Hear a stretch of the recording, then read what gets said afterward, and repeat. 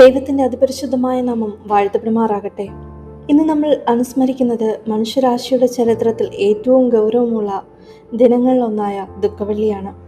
ഈ ദിവസം വെറും ദുഃഖത്തിൻ്റെ ദിനമല്ല, ഇത് ദൈവസ്നേഹത്തിൻ്റെ ഏറ്റവും വലിയ തെളിവാണ്. ബൈബിളിൽ നാം വായിക്കുന്നു, തന്നെത്താൻ താഴ്ത്തി അവൻ വായ തുറക്കാതെ ഇരുന്നിട്ടും പീഡിപ്പിക്കപ്പെട്ടു. കൊല്ലുവാൻ കൊണ്ടുപോകുന്ന കുഞ്ഞാടിനെ പോലെയും രോമം കത്തിരിക്കുന്നവരുടെ മുൻപാകെ മിണ്ടാതെ ഇരിക്കുന്ന ആടിനെ പോലെയും അവൻ വായ തുറക്കാതെ ഇരുന്നു. അവൻ സാഹസമൊന്നും ചെയ്യാതെയും അവൻ്റെ വായിൽ നിന്ന് വഞ്ചനയൊന്നും ഇല്ലാതെ ഇരുന്നിട്ടും അവന് ദുഷ്ടന്മാരുടെ കൂടെ ശവക്കുഴി കൊടുത്തു. നമുക്കേവർക്കും സുപരിചിതമായ വേദഭാഗമാണല്ലോ ഇത്. ഈ വചനത്തിൽ ദുഃഖവെള്ളിയുടെ ആഴത്തിലുള്ള അർത്ഥം അടങ്ങിയിരിക്കുന്നു. യേശുക്രിസ്തുവിൻ്റെ ക്രൂശ് മരണം ഒരു അപകടമല്ലായിരുന്നു, അത് ദൈവത്തിൻ്റെ രക്ഷാപദ്ധതിയുടെ ഭാഗമായിരുന്നു. യേശു തൻ്റെ അവസാന നാളുകളിൽ അനുഭവിച്ച പീഡനങ്ങളെ നാം ഓർക്കുമ്പോൾ അവ വെറും ചരിത്ര സംഭവങ്ങളല്ല, നമ്മുടെ പാപങ്ങളുടെ ഭാരമായി അവൻ ചുമന്നു. ഗത്സമന തോട്ടത്തിൽ അദ്ദേഹം പ്രാർത്ഥിച്ചു, പിതാവേ, സാധ്യമായെങ്കിൽ ഈ പാനപാത്രം എന്നിൽ നിന്നും മാറട്ടെ, എങ്കിലും എൻ്റെ ഇഷ്ടമല്ല നിന്റെ ഇഷ്ടം നടപ്പാകട്ടെ. വിശുദ്ധ മത്തായി എഴുതിയ സുവിശേഷം 26-ാം അധ്യായം 39-ാം വാക്യം. ഇത് പൂർണ്ണമായ അനുസരണത്തിൻ്റെ മാതൃകയാണ്. അദ്ദേഹം വഞ്ചിക്കപ്പെട്ടു, അപമാനിക്കപ്പെട്ടു, അടിക്കപ്പെട്ടു, ഒടുവിൽ ക്രൂശിൽ തറയ്ക്കപ്പെട്ടു. എന്നിരുന്നാലും ക്രൂശിൽ നിന്ന് അദ്ദേഹം പറഞ്ഞ 7 വചനങ്ങൾ ദൈവസ്നേഹത്തിന്റെ ആഴം നമ്മെ കാണിക്കുന്നു. പിതാവേ, ഇവർ ചെയ്യുന്നത് ഇന്നത് എന്ന് അറിയായിക കൊണ്ട് ഇവരോട് ക്ഷമിക്കണമേ എന്ന് പറഞ്ഞു. വിശുദ്ധ ലൂക്കോസ് എഴുതിയ സുവിശേഷം 23-ാം അധ്യായം 34-ാം വാക്യം. ഇന്ന് നീ എന്നോടുകൂടെ പറുദീസയിലായിരിക്കും. വിശുദ്ധ ലൂക്കോസ് എഴുതിയ സുവിശേഷം 23-ാം അധ്യായം 43-ാം വാക്യം.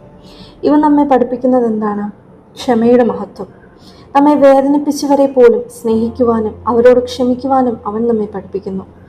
കരുണയുടെ ആഴം. പാപിയെയും രക്ഷിക്കാൻ യേശു തയ്യാറായി. ത്യാഗത്തിൻ്റെ മഹത്വം.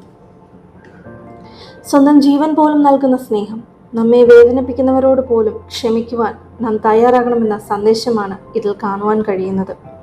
പ്രിയരെ, ദുഃഖവെള്ളി ഒരു ഓർമ്മപ്പെടുത്തലാണ്.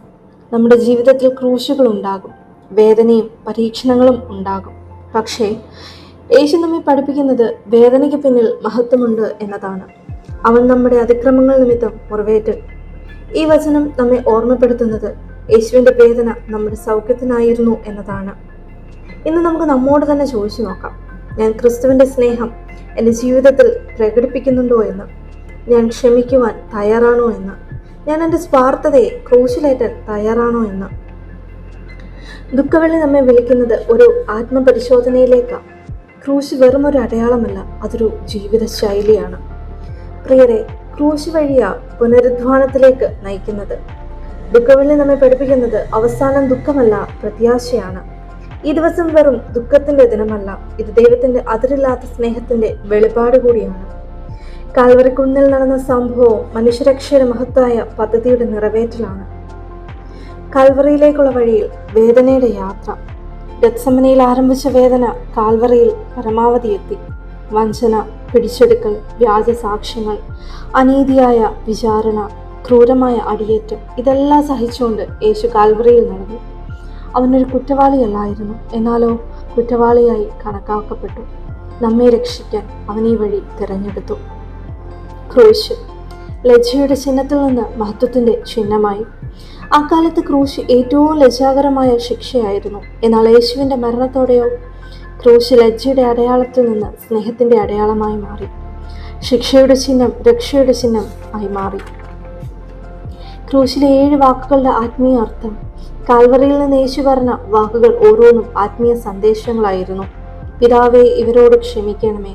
ക്ഷമയുടെ പരമാവധി മാതൃക ഇവിടെ കാണുവാൻ സാധിക്കും. ഇന്ന് നീ എന്നോടുകൂടെ പറുദീസയിലായിരിക്കും. തന്നോടൊപ്പം ക്രൂശിൽ തറയ്ക്കപ്പെട്ട കള്ളൻ യേശുവിനോട്, യേശുവെ, നീ രാജാവായി വരുമ്പോൾ എന്നെ ഓർത്തുകൊള്ളണമേ എന്ന് പറയുന്നുണ്ട്. അതിന് മറുപടിയായിട്ടാണ് യേശു ഇക്കാര്യം പറയുന്നത്.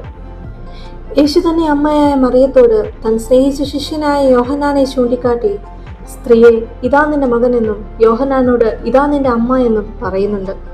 ഇവിടെ യോഹന്നാനെ തന്നെ അമ്മയുടെ സംരക്ഷകനായി ഏൽപ്പിക്കുകയും അവരെ പരസ്പരം മകനും അമ്മയും പ്രഖ്യാപിക്കപ്പെടുകയും ചെയ്യുന്നു.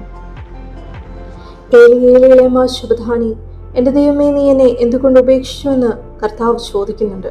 ഇവിടെ മനുഷ്യവേദനയുടെ ആഴം അറിയുവാനായിട്ടും സാധിക്കും. എനിക്ക് ദാഹിക്കുന്നു എന്നത് മനുഷ്യ സ്വഭാവത്തിന്റെ സാക്ഷ്യവും കാണാം. സകലവും നിറവേറ്റപ്പെട്ടു. രക്ഷാപദ്ധതിയുടെ പൂർത്തീകരണമാണ് ഇവിടെ നടക്കുന്നത്. പിതാവേ, എൻ്റെ ആത്മാവിനെ നിന്റെ കയ്യിൽ ഏൽപ്പിക്കുന്നു എന്നത് സമർപ്പണത്തിന്റെ മാതൃകയാണ്. കാൽവറിയിലെ വിവിധ മുഖങ്ങളും കാണുവാനായിട്ട് കഴിയും. മനുഷ്യന്റെ പ്രതികരണം. ആ ദിവസം പലരുടെയും പ്രതികരണങ്ങൾ വ്യത്യസ്തമായിരുന്നു. പുരോഹിതന്മാർ അസൂയയും വൈരാഗ്യവും കാണിക്കുന്നു. പീലാത്തോസ് സത്യം അറിയാമായിരുന്നിട്ടും ഉള്ളിൽ അദ്ദേഹത്തിന് ഭയമായിരുന്നു. സൈനികർ പരിഹാസവും ക്രൂരതയും നിറഞ്ഞതായിരുന്നു. ജനങ്ങൾ അന്ധമായ പിന്തുടർച്ചയിലേക്ക് പോയി. ക്രൂശിലെ കള്ളനോ അവസാന നിമിഷത്തിലെ അവന്റെ വിശ്വാസവും കാണിച്ചു. ഈ കഥാപാത്രങ്ങൾ ഇന്നും നമ്മൾ ജീവിക്കുന്നുണ്ട്. നാം ആരുടെ ഭാഗത്ത്? ക്രൂശിലെ സന്ദേശവും. ഇന്നത്തെ ജീവിതത്തിലെ നോക്കുകയാണെങ്കിൽ ദുഃഖവെള്ളി വെറും അനുസ്മരണമല്ല, ഇതൊരു വിളിയാണ്. പാപത്തിൽ നിന്നും തിരിയുവാനുള്ള വിളി, ക്ഷമിക്കാൻ പഠിക്കുവാനുള്ള വിളി, സ്നേഹിക്കാൻ തയ്യാറാകുവാനുള്ള വിളി, ദൈവത്തിലേക്ക് മടങ്ങി വരുവാനുള്ള വിളി. ദുഃഖവെള്ളി നമ്മെ ക്രൂശിലേക്ക് നയിക്കുന്നു. ആ ക്രൂശ് വേദനയുടെ പ്രതീകമെന്നതിലുപരി അത് ദൈവസ്നേഹത്തിന്റെ ഏറ്റവും വലിയ അടയാളമാണ്. മനുഷ്യരുടെ പാപങ്ങൾക്കായി യേശു തന്റെ ജീവൻ അർപ്പിച്ചു. അദ്ദേഹം ചെയ്ത കുറ്റം ഒന്നുമില്ല. എന്നാൽ നമ്മുടെ രക്ഷയ്ക്കായി അദ്ദേഹം ക്രൂശിലേറ്റപ്പെട്ടു. ഈ ദിനം നമ്മെ ഓർമ്മപ്പെടുത്തുന്നത് എന്താ? നമ്മുടെ ജീവിതത്തിൽ നാം അനുഭവിക്കുന്ന കഷ്ടപ്പാടുകൾ ഒരു അർത്ഥമുണ്ട് എന്നതാണ്. യേശു നമ്മെ പഠിപ്പിച്ചത് വേദനയെ പോലും സ്നേഹത്താൽ ജയിക്കാമെന്നതാണ്. പ്രതികാരമല്ല, ക്ഷമയാണ് ഏറ്റവും വലിയ ശക്തി. ഇന്ന് നമുക്ക് നമ്മെ തന്നെ പരിശോധിക്കേണ്ട ദിനമാണ്. നമ്മുടെ ജീവിതത്തിൽ സ്നേഹത്തിൻ്റെയും ക്ഷമയുടെയും കുറവുണ്ടോ എന്ന്, നമ്മൾ മറ്റുള്ളവരെ വേദനിപ്പിച്ചിട്ടുണ്ടോ എന്ന്, സ്വാർത്ഥതയും അഹങ്കാരവും നമ്മുടെ ഹൃദയത്തെ നിയന്ത്രിക്കുന്നുണ്ടോ എന്ന്. ഇന്ന് പാപങ്ങളിൽ നിന്നും മാറി നമ്മുടെ നന്മയുടെ വഴിയിലേക്ക് തിരിച്ചു കൊണ്ടുവരുവാൻ വിളിക്കുന്നുണ്ട്. യേശുവിന്റെ ക്രൂശിത ജീവിതം നമ്മെ പഠിപ്പിക്കുന്നത് യഥാർത്ഥ വിജയം ത്യാഗത്തിലൂടെയാണ് എന്നതാണ്. ഇന്ന് ലോകം പലവിധ സംഘർഷങ്ങളും വൈരാഗ്യങ്ങളും നിറഞ്ഞതാണ്. ഈ ഒരു സാഹചര്യത്തിൽ ദുഃഖവെള്ളിയുടെ സന്ദേശം വളരെ പ്രസക്തമാണ്. സ്നേഹിക്കുക, ക്ഷമിക്കുക, മറ്റുള്ളവർക്കായി ജീവിക്കുക. ഇവയാണ് യേശുവിന്റെ ജീവിതം നമ്മെ പഠിപ്പിക്കുന്നത്. നമ്മുടെ ജീവിതത്തിലെ സ്നേഹം വളർത്തുക, വൈരാഗ്യം വിട്ടുകളയുക, ദൈവത്തിന്റെയും മനുഷ്യരുടെയും മുമ്പിൽ നല്ലവരായി ജീവിക്കുക. ക്രൂശിന്റെ വഴി എളുപ്പമല്ല, പക്ഷേ അത് ജീവിതത്തിലേക്കുള്ള വഴിയാണ്.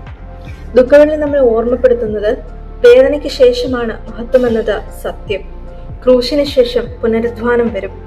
അവസാനമായി ഈ ദുഃഖവെള്ളി നമ്മെ ആത്മീയമായി പുതുക്കുകയും ദൈവസ്നേഹത്തിൽ വളരാനും മനുഷ്യരോട് സ്നേഹത്തിൽ സമ്പന്നരാകാനും നമ്മെ ഓരോരുത്തരെയും സഹായിക്കട്ടെ. നാം ഒന്നോർക്കണം, പാദത്തോളം താഴ്ന്നവനാണ് പ്രാണനും തന്നത് എന്ന്. ഈ വചനങ്ങളാൽ ദൈവം നമ്മെ ഓരോരുത്തരെയും അനുഗ്രഹിക്കട്ടെ.